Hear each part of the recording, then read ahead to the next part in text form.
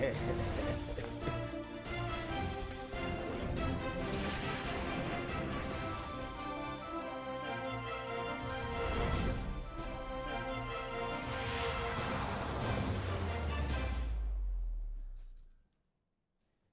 arranquen con Leandro. Buen día, Leandro. Buenos días, Nelson. Buenos días a todos los amigos televidentes. Tú estás primero aquí, pero tú ves que no importa. entra y sale. Buenos días tengan todos, señores. Por fin. Buen día. Sí, buenos días, Nelson. Buenos días a todos los amigos televidentes de este espacio Geopolítica. Hoy un martes de Un martes que es lunes. Sí, un martes que viene de un domingo. Pero bueno, listo, convencido y preparado para seguir haciendo comunicación de compromiso. A pesar de todos los pesares, de las quejas, Y hay pesares. Sí, muchos pesares. ¿Cuáles son? Una campaña electoral bien tímida en República Dominicana y sobre todo por una confesión que hizo ayer el expresidente y hombre público de gran valía para el mundo, como es don Pepe Mujica. Ajá. Sí. Para mí ese es el pesar de esta. Pues yo creo que la humanidad vivió una etapa brillante de un hombre, digamos, abierto, que dio cátedra de cómo se maneja un hombre público. De que un presidente no es un dios. Claro. Es un ser humano que tuvo la suerte de que sus compatriotas, conciudadanos, lo elevaran a la primera magistratura. En un país con cualquier cantidad de millones de habitantes, uno llega a esa posición. Sí. Entonces, el que no tiene la cabeza bien puesta, cree que es un dios, Sí. que todo lo puede, que debe acumular poder, dinero y de todo, fama, fortuna, y que hay que poner la alfombra roja por donde quiera que pasa, y que tiene que andar llevándose Y que es el dueño del Estado también. el mundo por delante. No se ha muerto, ¿eh? No es que murió, No, nada que parezca, ¿eh? Ni va a morir de eso tampoco. Él tiene 88 años. Y claro, ya tiene una vida ya que sus mejores días ya lo vivió, ¿verdad? 88 años y ha anunciado que él tiene un tumor en el esófago, Sí. más otra complicación, y que él entiende que él ya cumplió. Ya le quedan pocos días y decidió aconsejar, y él se dedica a eso, que es un gran consejero. Siempre ha sido un consejero. Para estimular a las personas, ser más sencillas, más humildes, más no creer que el mundo, ni como presidente, ni como expresidente, ni como ciudadano, usted está por encima de los demás. Usted es un simple mortal. Salió de la presidencia siendo senador vitalicio, que son los expresidentes, pero renunció Lo establece, sí, porque lo establece la Constitución del país. Renunció a eso y se quedó en su rancho. En su rancho, un conuquito que él tiene. ¿Y qué rancho es eso? Sí. Es un conuquito. Un conuquito. Donde siembra su verdura, hortaliza, zanahoria y cosas de esas. Él la cosecha él mismo.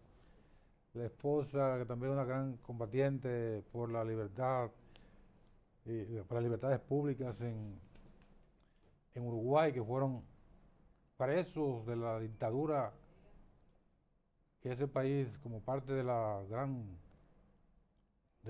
noche de la dictadura de Sudamérica.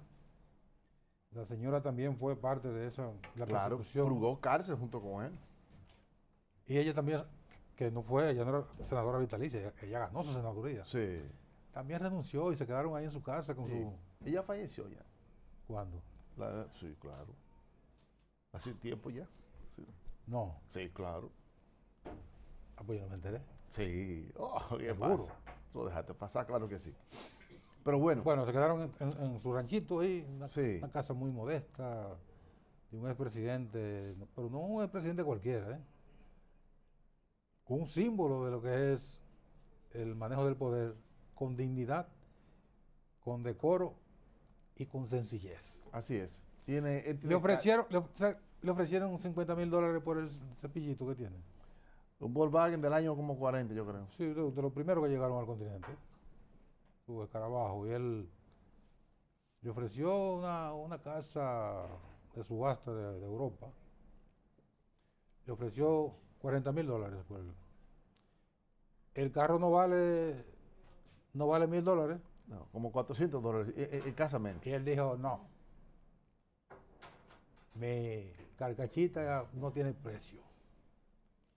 Tiene mucho valor para mí, pero no tiene precio. Se quedó con su carrito. Siendo presidente, él andaba en su cepillito. Sí. Es una exageración también. exageración. Sí. Yo invito a que busquen una serie de Netflix que se llama La larga noche de los 12 años. No fueron los 12 años de Balaguer, sino Zafa. fue los 12 años que tuvo Pepe en prisión. Pepe era parte de los Tupamaros, ese grupo que enfrentaba a la dictadura y que puso muchísimos jóvenes que ofrendaron su vida para enfrentar a la dictadura. Y Pepe fue parte de la dirigencia de ese grupo guerrillero urbano. Se puede llamar guerrillero urbano. Y bueno, lo atraparon. Varios de sus compañeros murieron. Él cayó en prisión. Lo torturaron. Lo metieron en solitaria varios años. Duró 12 años preso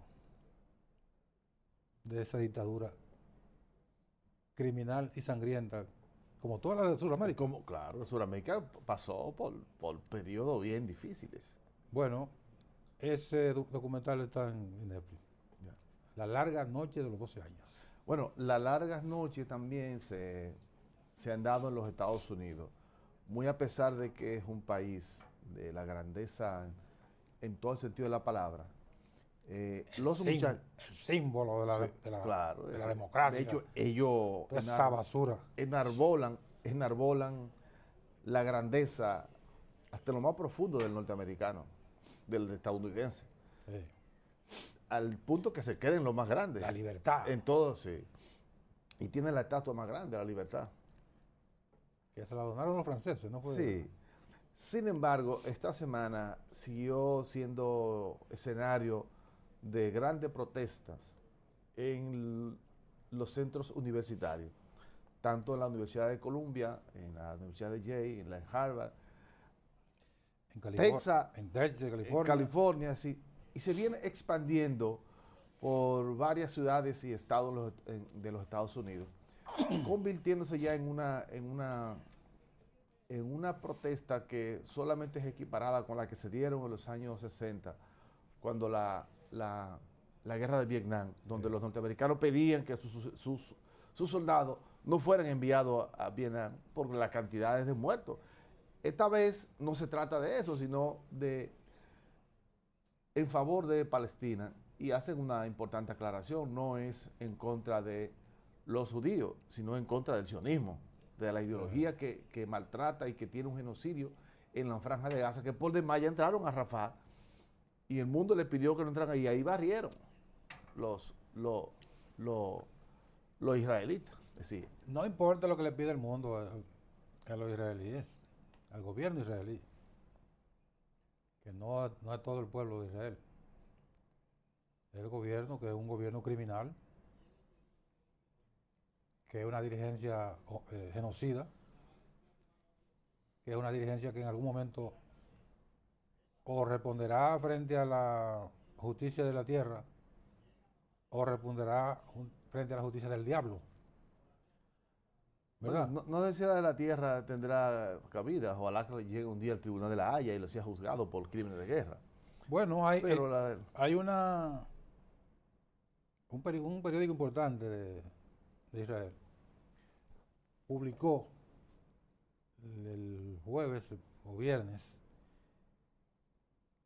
que han notado que Benjamín Netanyahu está nervioso porque está lista una sentencia del Tribunal Penal de La Haya, que son dos. Es uno penal, que tiene que ver con las personas, y el de Justicia Internacional, tiene que ver con el Estado. que se reúne hoy, que son las diferencias entre Estados. Ese se reúne hoy con lo de México y Ecuador. Y Ecuador. Que vamos a hablar de eso ahora. Y ese periódico que Benjamín Netanyahu está nervioso porque viene una condena por genocidio, por crímenes de lesa humanidad. Y bueno, eso a Benjamín Netanyahu le puede saber a nada. Pero si contra él pesa una condena por genocidio, no se atreve a montarse ni siquiera en una chichigua. Porque a donde quiera que vaya lo van a capturar. Sí, porque ese es un crimen transnacional. Es un crimen transnacional. Claro. Y hay que poner como referencia, a raíz de los grandes conflictos que hubo en los Balcanes, la antigua Yugoslavia, que cuando murió Tito, Josip Broz Tito. comenzaron los conflictos y eso implosionó. Sí, se formaron varios estados, ¿verdad? Se balcanizó, de ahí que vienen los Balcanes, que son Sí. separación de territorios. El que quedó al frente De Yugoslavia.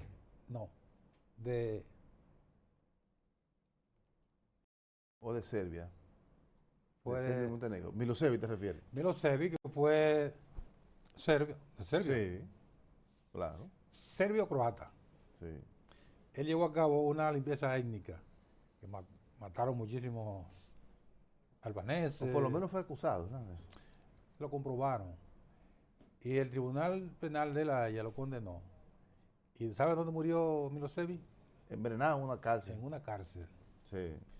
Por consiguiente, con todo el poderío que tiene. Lo que hizo Milosevic no es ni una rondita de lo que ha hecho. No, pues lo de lo que ha hecho Netanyahu. Lo de Milosevic fueron juegos de ajedrez. Claro.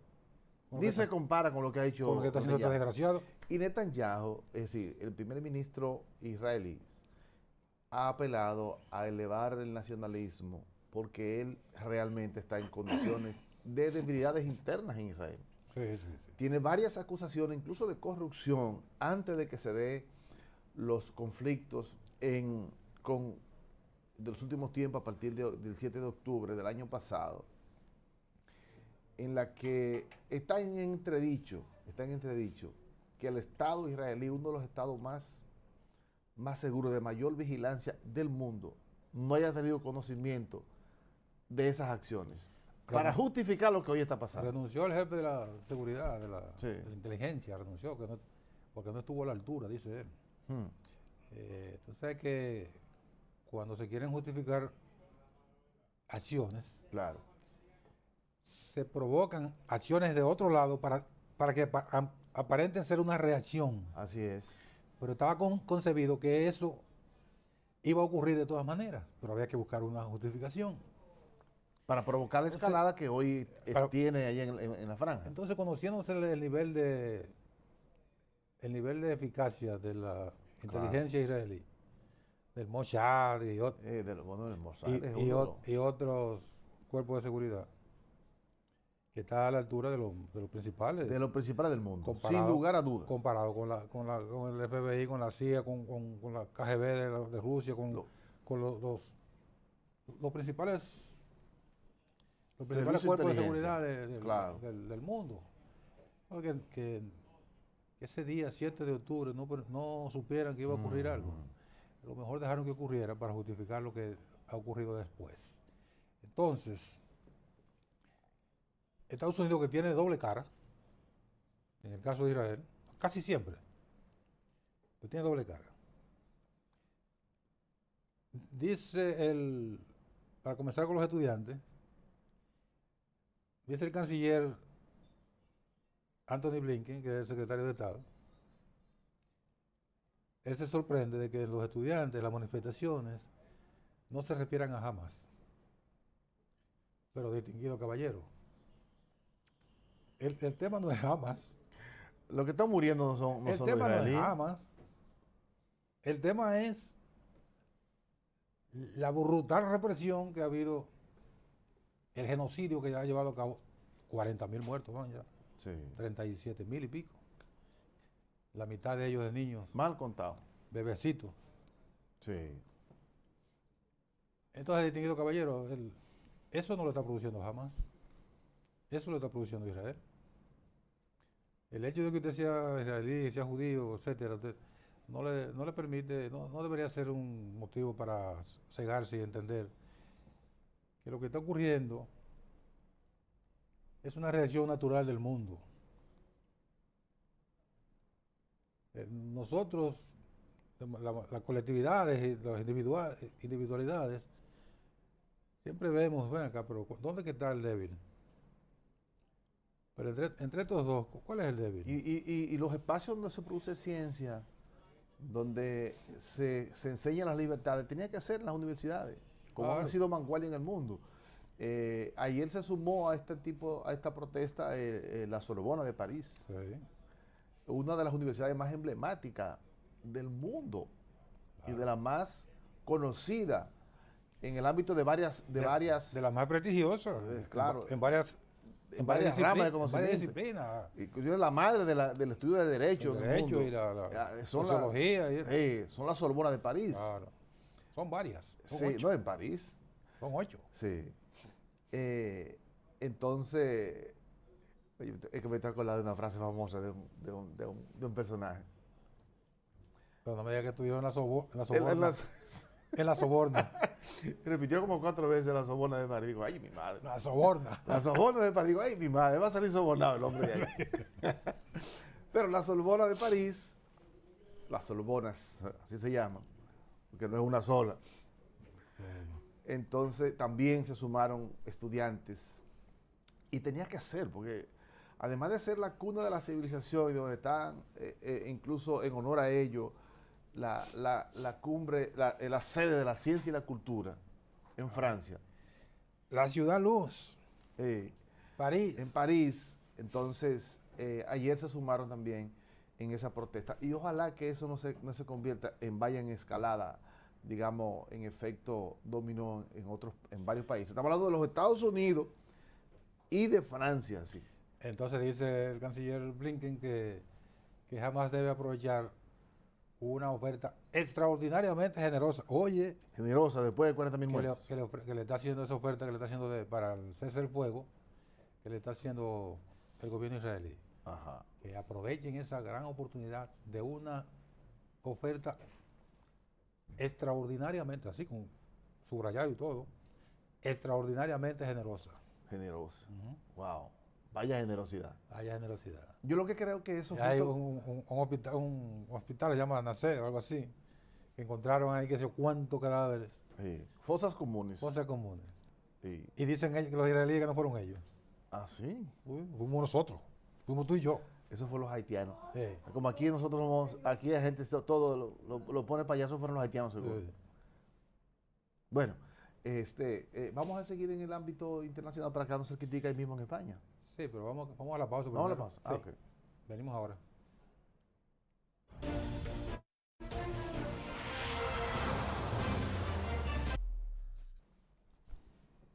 Bueno, dice Leandro que nos quedemos en el ámbito exterior. Aquí tenemos varios temas. Hoy, para salir rápido de porque parece como un choteo, hoy está convocada la Corte Internacional de Justicia para conocer la querella de México contra Ecuador por aquella incursión violenta en su embajada mexicana en ese país. Hoy le corresponde a esos países presentar sus alegaciones, pero oigan, qué comedia. Ayer Ecuador demandó a México ante la misma corte. Yo decía, pero ese es el colmo cuando los países caen en manos de sinvergüenzas. Porque este gobierno ecuatoriano, que no es contra el país, se habla del país porque el gobierno representa al Estado, pero es el gobierno, fue el presidente de ese país, privando como dando una demostración de fortaleza y de temple como gobernante, se atribuyó la orden de asaltar la embajada, él creyendo que es un juego. Sí. Bueno, asaltamos a estos mexicanos, se emiten 2 o 3 declaraciones públicas, esos son cálculos. Sabemos que van a emitir declaraciones públicas a los países y no va a pasar de ahí. Pues no, México llevó el caso a la corte y hoy lo van a conocer. Entonces estos bandidos se despachan ayer con una contrademanda acusando a México exactamente de lo mismo que México lo está acusando. Oh. Lo está acusando de violar el derecho internacional. Ya. Mira, eso es hecho mucho más que un juego de palabras lo que se está creyendo el presidente de Ecuador, el señor Noboa. Porque yo le decía el fin de semana a una persona que cuando un profesor se ensaña contra los estudiantes, comúnmente porque tiene debilidades. Sí. Porque esa no es la misión de un profesor. Cuando no le responde, entonces reacciona Sí. atacado. Usted hace mucha bulla, ¿verdad? Sí, es con debilidades, porque los vínculos entre un profesor y unos estudiantes tienen que ser abiertos. Tiene que ser de armonía. No es en contra de nadie, es en favor del conocimiento. Entonces, cuando un estadista, un presidente de un país apela... Que no es lo mismo. Claro. No es lo mismo ser presidente que ser estadista. Que ser un estadista. Cuando un presidente de un país apela a elevar sentimientos internos de su país, nacionalismo, seguridad y todas esas cosas, es que tiene debilidades internas. Lo que pasó con Netanyahu es que viene internamente con dificultades y apela a eso para cómo buscar un mecanismo de protección. Está erosionado. Claro, los propios en Ecuador, sí. Ante una situación extremadamente de debilidad, como lo tiene Noboa, sí, interna, con una crisis de seguridad y de institucionalidad, apela a una regla, señores, a violar una regla inviolable por todos los países. Sí. No tendrá forma de escaparse de esa porque todos los países se van a ver en ese espejo. Ha ocurrido 2 veces en la historia de que se organizaron las relaciones diplomáticas. Pero venga acá. Uruguay y ahora en Ecuador. Claro. En Uruguay en 1974 creo que fue. El cálculo que hizo Ecuador, el presidente, y que lo ha defendido, en vez de pedir perdón y buscar todo lo contrario. Envalentonado. Justificando eso, la va a pagar mal, porque ningún país va a tolerar eso, ningún país va a perdonar a Ecuador, porque todo tiene que verse en ese espejo. Claro, mañana, si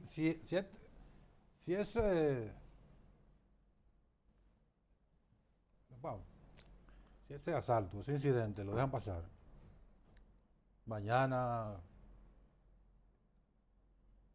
tú te metes a la embajada y no estás seguro en ninguna embajada. Aquí, a cualquier embajada, y aquí la policía va y entra a la embajada y te sacan. Sí.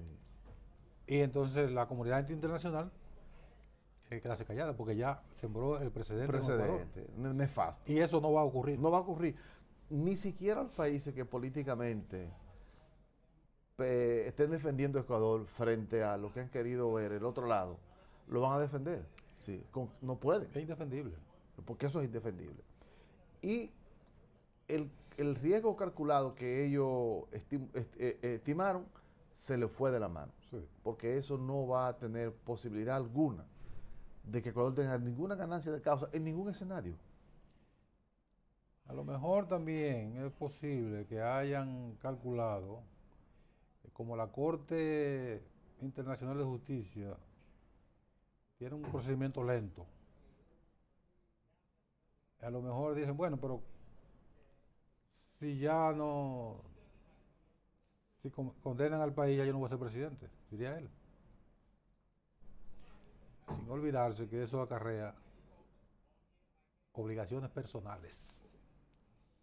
Y así como cuando condenen a Netanyahu no puede montarse en un avión, ni siquiera para ir de Tel Aviv a otra ciudad. Así Noboa, donde quiera que se meta, lo van a capturar Recuerde que Noboa no es presidente por 4 años, no por 6 años. Es presidente por 2. Sí. Él está Bueno, terminando. Ya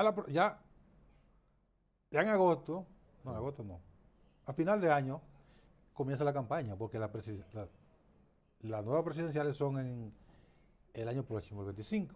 Sí. Entonces él pudiera ser presidente, Candidatos. Pudiera ser no.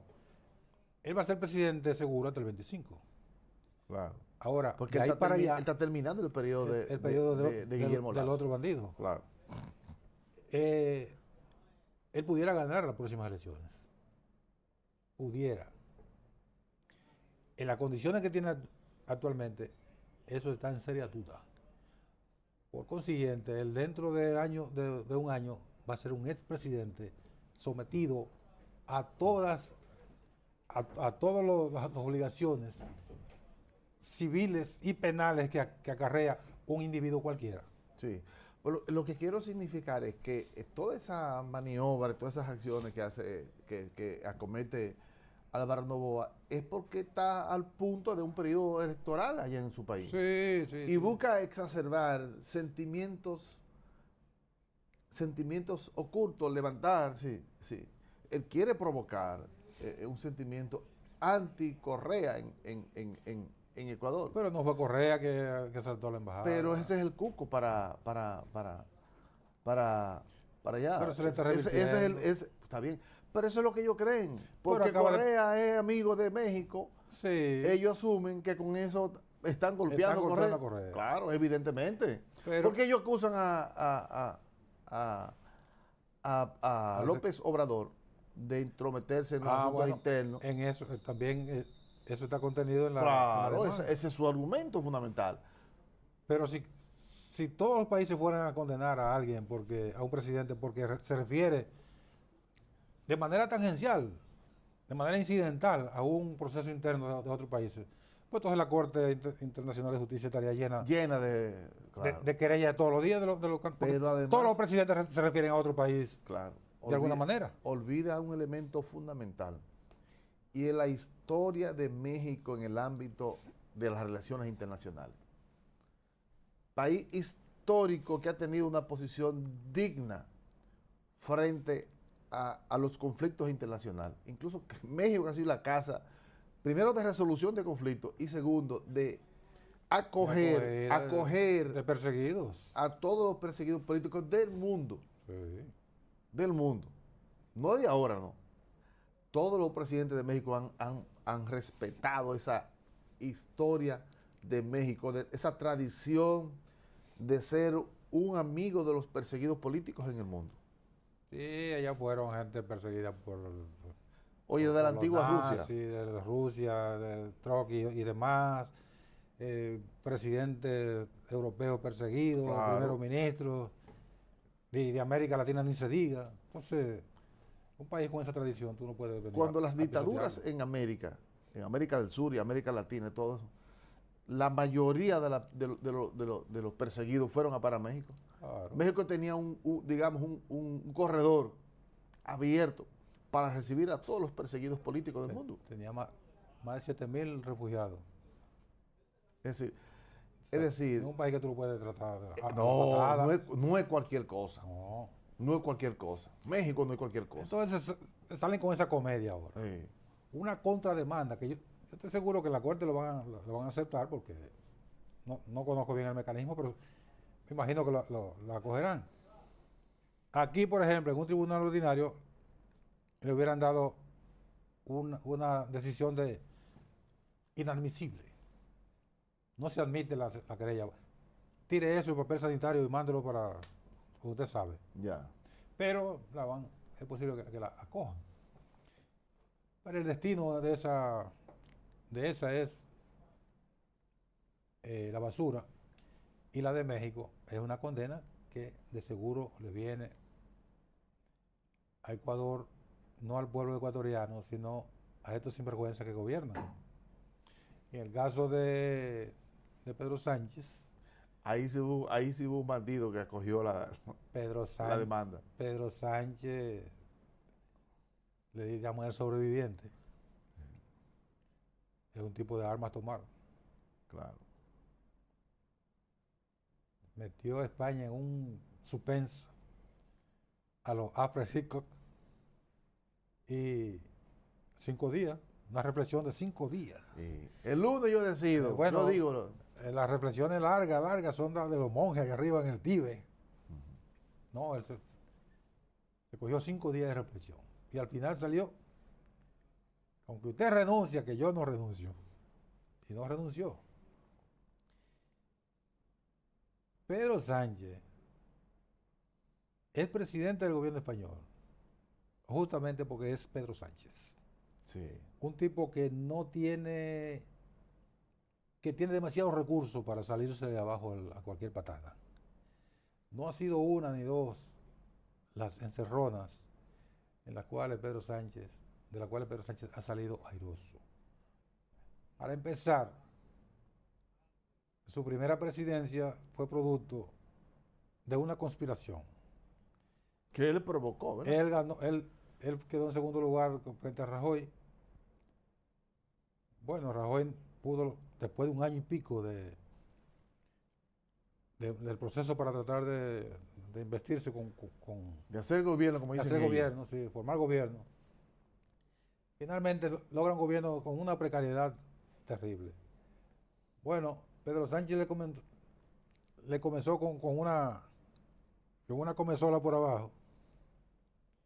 Y cuando tenía todo amarrado, le presentó una moción de censura. Una moción de censura en un gobierno, en un régimen parlamentario, es que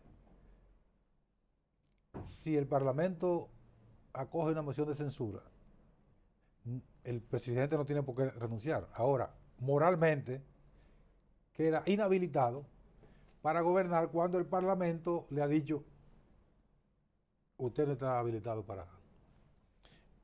Y automáticamente se va el gobierno Piqué.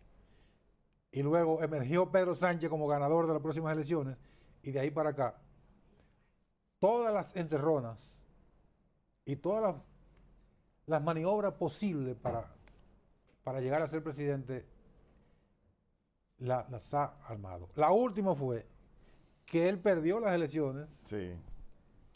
Sin embargo, el ganador del PP no pudo formar fue tan gobierno. Precario que no pudo formar gobierno. Así es. Y él se las arregló con los separatistas catalanes para formar el gobierno.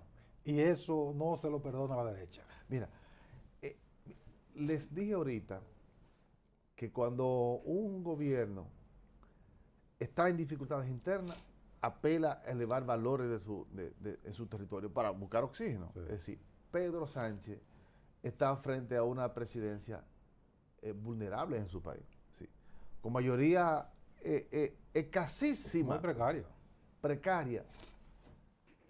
Y entonces, a él lo acusan ahora de sobrevaluar, sobredimensionar lo que fue la acusación que le hicieron, por la que él dijo que él habría la posibilidad de renunciar al país, porque habían atacado a su mujer, a su esposa, acusándola de actos de corrupción. Sin embargo, él sabía la dimensión de esa acusación, porque fue... Él sabía que eso que no iba para ningún lado, pero él lo agarró, como sabía que no tenía ningún argumento para someter, ni que tenía validez esa acusación, pero la fiscalía rechazó esa acusación. Dijo, no, pues eso es recorte periódico. No, y los propios querellantes dijeron, no, nosotros no, sí, nos auxiliamos de recorte de periódico. La fiscalía dijo, archiven eso, que pero no tiene valor. Un juez se atrevió a darle aquiescencia a esa denuncia de panfletaria. Sí, pero la archivó.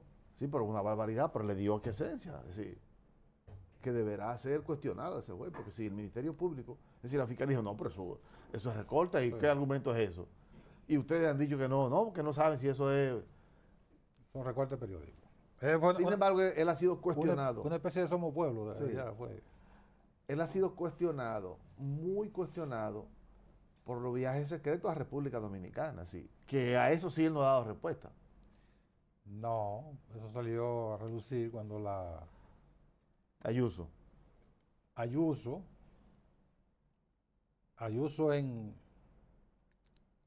en respuesta a un ataque al marido de ella, digo, bueno, pero lo que tenemos que hablar son los viajes a República Dominicana. Sí, quiso tapar su escándalo, Sí. que son unos corruptos, la propia Ayuso y su esposo. Confeso corrupto. Claro. Uno corrupto terrible, que es Ayuso es la presidenta de la Comunidad de Madrid, sí. Que es un gobierno. Hoy no es el gobierno de la capital. Es un gobierno de verdad. Claro. Entonces ella salió con ese escándalo, tapó ese escándalo con los viajes secretos, sin que el Estado lo haya planificado ni hecho público. Pero ¿vino en avión, en el avión de la Fuerza Aérea Española o fue en vuelo privado? Bueno. Que si fuera un vuelo privado, el presidente tiene un ciudadano que puede cogerse sus vacaciones. Un presidente. Sí. Pero la vacación del presidente tiene que pedírsela y anunciarla. Sí, el Parlamento tiene que... Tienen que aprobar sus vacaciones. Claro. Porque el presidente de España es un legislador, es decir, es un diputado nacional de su país. Claro, diputado. Primero diputado. Claro, primero diputado y después es el jefe del gobierno, pero es el Parlamento que lo elige jefe de gobierno. Sí. Es decir, el gobierno es el Parlamento allá. Bueno, es un régimen parlamentario. Claro, eso es. Así. Vamos a la pausa y venimos al Parlamento Dominicano.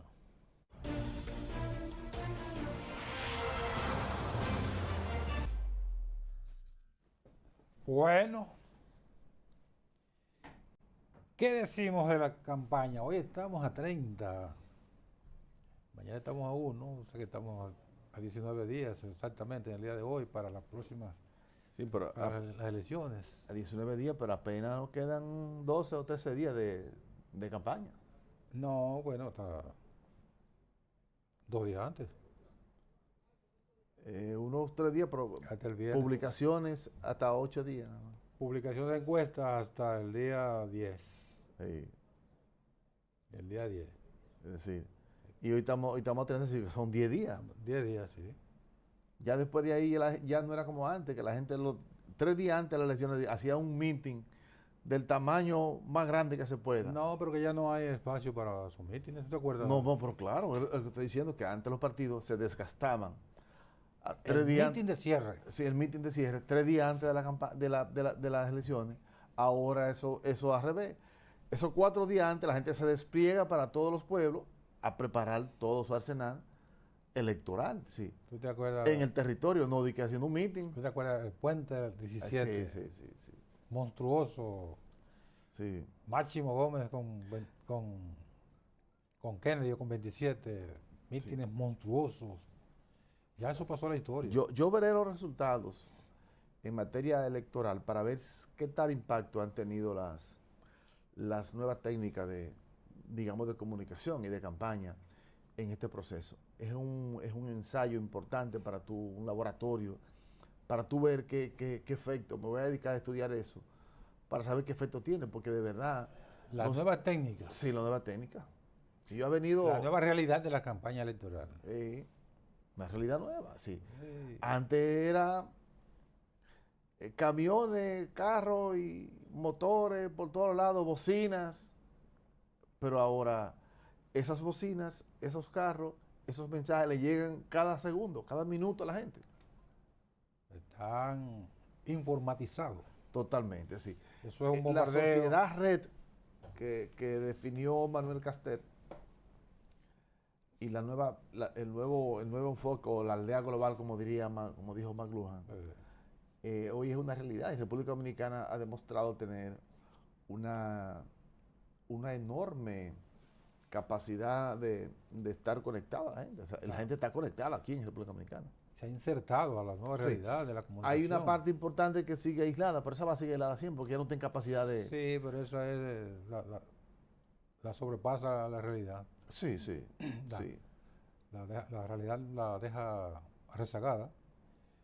Se monta en ese carro o se queda en el camino. No, y que ya no se va a montar porque no tienen capacidad de hacerlo. Sin embargo, el espectro es tan amplio ya que tú te basta, te sobra con lo que está interconectado. Mira, eso es tan real que esta campaña no ha sido no ha sido casual. No ha sido casual de que todas las campañas no se han preocupado tanto por esas movilizaciones. Para nada. Ahora, caminatas, marcha caravana del presidente candidato, el expresidente Leonel Fernández, candidato de Fuerza del Pueblo, de Abel Martínez, Miguel Vargas, etcétera, todos. Hacen marcha caravana. Pero es una concurrencia mínima.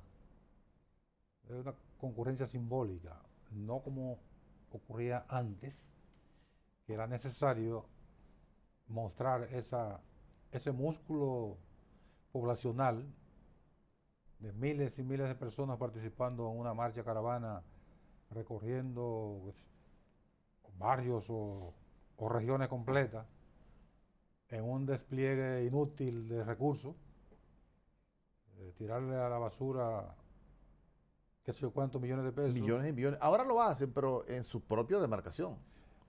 Pero bueno, cuestiones muy, muy reducidas. Sí. Porque ¿qué buscaba o qué buscan todavía los que creen que eso tiene algún efecto? ¿Qué buscaba esas demostraciones de manifestaciones monstruosas? Eso mismo, un efecto de demostración. Sí. No, yo tengo muchísima gente. Bueno, pero por más gente que vaya ahí, siempre será mínima frente a la población. Totalmente. De modo que no tendrá más efecto que fotografía para los periódicos, video para la televisión, pero más nada, eso no tiene Y antes ningún era impacto. era un termómetro en la que se medía la capacidad del partido, pero ya no. Sí, la capacidad de movilización, pero ya Sí, no. ya no, ya eso, y ya eso es una ganancia política para la República Dominicana, sí. Incluso esa movilización que venía gente de los más recónditos lugares del mundo a la capital, Otra es gente de provocaba muchísimos problemas en el camino. y accidentes. Muchísimos accidentes. Sí, los accidentes de las movilizaciones son enormes en República Dominicana. Sí, sí. Las mutilaciones y las dificultades que pasaron. Sí. Aquí solamente faltaría profesionalizar un poco la política, de que los mensajes sean estructurados, más trabajados, utilizar las técnicas y los medios y las herramientas que tenemos ahora para que la gente pueda profesionalmente hacer sus mensajes. Se está en eso. Sí, pero una parte Esta mínima. campaña está. No, no, es una muestra Sí. de que se puede. Tú abres una aplicación y te encontrarás con mensajes de los candidatos ahí mismo. Supongo por ahí mismo, claro. O sea, eso es un Y hay avance importante. técnicas con los algoritmos que existen ahora, donde los mensajes van directamente a quien tú quieres que vaya el mensaje. Claro. Y tú abres inmediatamente. Mira. La segmentación del mensaje. Claro. Y no hay del público. Digo, del público. Sí. Segmentación del público. Y eso a mí me alegra por una parte, porque de verdad que esas campañas, esa propaganda llena todo Y esa bulla. de lo y esa bulla. No. Oye, nos liberamos de eso. Qué ganancia. Afortunadamente. Sí. Nos liberamos por hoy también. Hasta mañana.